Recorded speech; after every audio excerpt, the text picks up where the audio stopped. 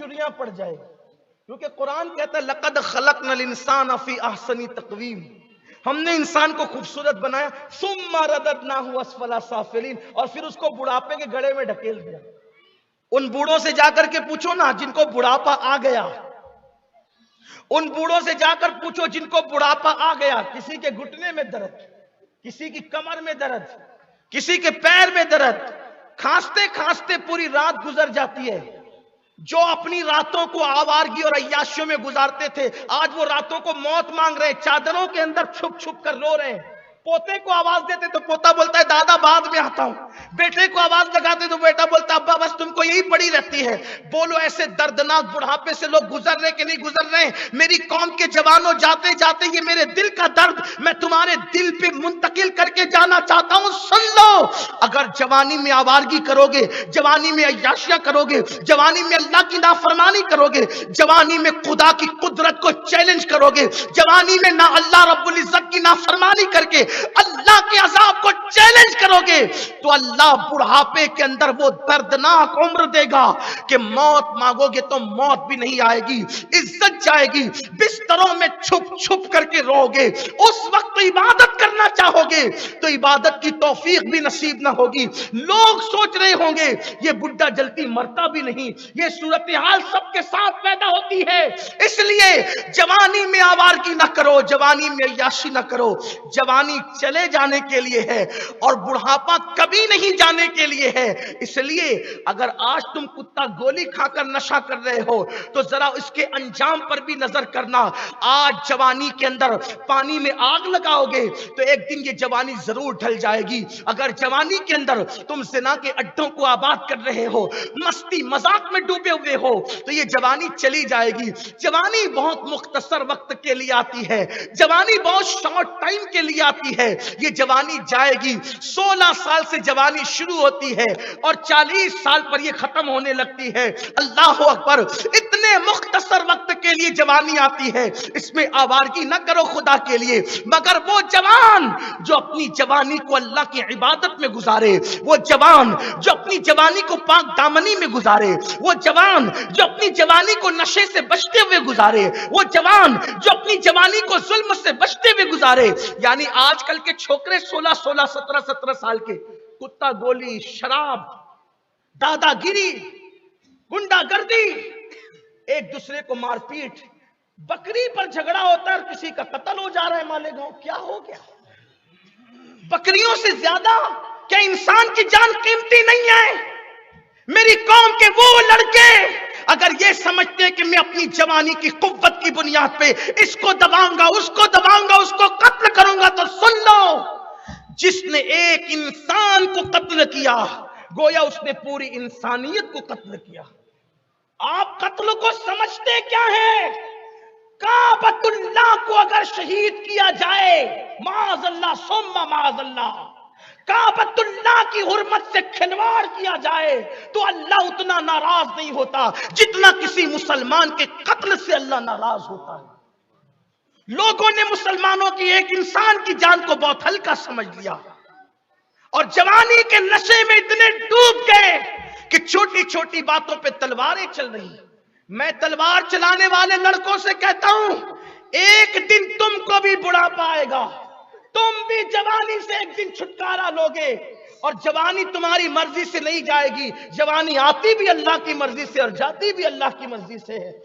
ہم نے بڑے بڑے دادا لوگوں کو دیکھا کہ بڑھاپے کے اندر ان کو کوئی پوچھتا بھی نہیں، گھر کے اندر ذلیل ہو کر کے بیٹھے۔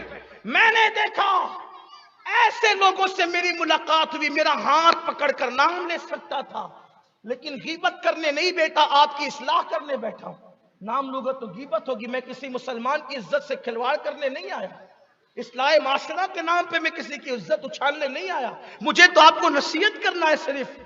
ایک بہت بڑے ہمارے شہر کے دادا بڑھاپے میں جب وہ بیمار تھے، میں ان سے ملنے گیا، میرے ساتھ میرے ایک ساتھی اور بھی تھے، داڑھی سفید ہو گئی تھی، چلنے کی طاقت نہیں تھی، شراب پی کر کے ساری دولت کو ختم کر دیا تھا، بچے لوم چلاتے ہیں، باہر کھاٹ پہ پڑے ہوئے تھے۔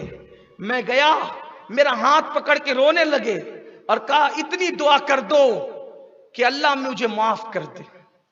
میں دیر تک کے ان کے ہاتھ پکڑ کر دعا کرتا رہا کہ اللہ ان کی مغفرت کرے، اللہ ان کو معاف کرے۔ کیوں؟ اس لیے کہ ہم گناہوں سے نفرت کرنے والے لوگ ہیں، گنہگار سے نفرت کرنے والے نہیں۔ وہ اگرچہ گنہگار تھا لیکن تھا میرے اللہ کا بندہ، تھا میرے نبی کا امتی، مجھے کیا حق تھا کہ میں اس سے نفرت کرتا؟ اگر ڈاکٹر مریض سے نفرت کرنے لگے تو پھر علاج کس کا کرے گا؟ ڈاکٹر نے تو مریضوں سے نفرت نہیں کرنا، محبت کرنی ہے۔ تو ہم لوگوں کو بھی چاہیے کہ ہم گناہ سے نفرت کرتے ہیں، گنہگار سے نفرت نہیں کرتے۔ ہمیں شراب سے نفرت ہے، شرابی سے نفرت نہیں۔ ہمیں چوری سے نفرت ہے، چور سے نفرت نہیں۔ ہمیں زنا سے نفرت ہے، زانی سے نہیں۔ ہم اس کو بچانا چاہتے ہیں، سماج میں نئی زندگی دینا چاہتے ہیں، اس کو سماج میں کھڑا کرنا چاہتے ہیں۔ ہم تو یہ کہتے ہیں کہ لوگوں کے دھندے گاہکوں سے چلتے ہیں، اور علماء کی جو نشستیں سجی ہوئی ہے وہ گنہگاروں کی وجہ سے۔ اگر گنہگار مکمل نیک ہو جائیں تو ہم نصیحت کی محفل کس کے پاس جا کر کے سجائیں گے؟ امر بالمعروف اور نہیں عن المنکر کا فلسفہ کس کے سامنے پیش کریں گے؟ تو میں دونوں ہاتھ پکڑ کر کے ان کے لیے دعا کرتا رہا، اور میں کہتا رہا کہ بابا آپ بھی میرے لیے دعا کریں۔ پھر انہوں نے ایک جملہ روتے ہوئے کہا، بیٹا، انہوں نے مجھے کہا، بیٹا اگر ہو سکے تو کوئی ہاسپٹل قائم کر لے، اس لیے کہ آج میرے پاس علاج کو پیسے نہیں ہے تو مجھے ٹریٹمنٹ صحیح طور پہ مل نہیں پا رہا۔ انہوں نے یہ کہا، اللہ گواہ ہے، ہو سکے تو کوئی میڈیکل کھول لے تاکہ غریبوں کو صحیح طور پہ تو دوا پہنچا سکے۔ اس لیے کہ میرا بچپنا ان کے سامنے گزرا تھا، انہوں نے یہ بات کہی۔ میں نے ان کا ہاتھ پکڑتے ہوئے اللہ کی بارگاہ میں آنکھ بند کر کے اسی وقت عہد کیا کہ انشاءاللہ ان کی زندگی میں یہ کام کر دیں گے۔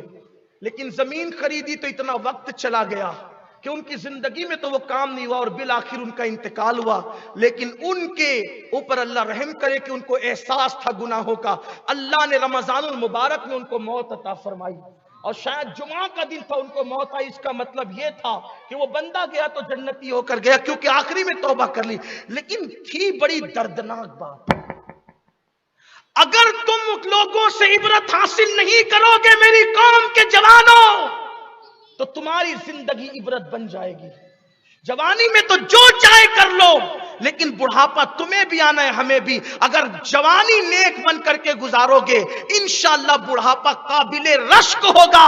ہر بوڑھا ذلیل نہیں ہوتا، جو جوانی میں نیک عمل کرتے ہیں دنیا بڑھاپے میں بھی ان کو عزت کے ساتھ پکارتی ہے، ان کی عزت گھر میں بھی ہوتی ہے، ان کی عزت باہر بھی ہوتی ہے۔ اس لیے میں اپنے تمام جوانوں سے کہنا چاہتا ہوں، بہت دور چلے گئے اللہ کی بارگاہ سے، بہت دور چلے گئے رسول اللہ کی بارگاہ سے۔ میری قوم کے جوانوں، آؤ اپنے دین کی طرف آؤ، اپنے مذہب کی طرف آؤ، اپنے گناہوں سے اللہ کی بارگاہ میں توبہ کرو، اور سچی توبہ کرو، اور اپنی زندگی کو بدل دو، اپنی زندگی میں انقلاب پیدا کر دو، اور ایک نیک انسان بن کر کے اپنی زندگی گزارو۔ کبھی یہ مت سوچنا کہ میں تو بہت گناہ کر چکا، میں تو بہت جرائم کر چکا، اب میں کیسے توبہ کروں۔ یاد رکھنا، انسان اگر ہزاروں سال گناہ کرے اور ایک مرتبہ اللہ کی بارگاہ میں توبہ کر لے، تو اس کا ایک مرتبہ توبہ کرنا اس کے ہزاروں سال کے گناہوں کا کفارہ بن جاتا ہے۔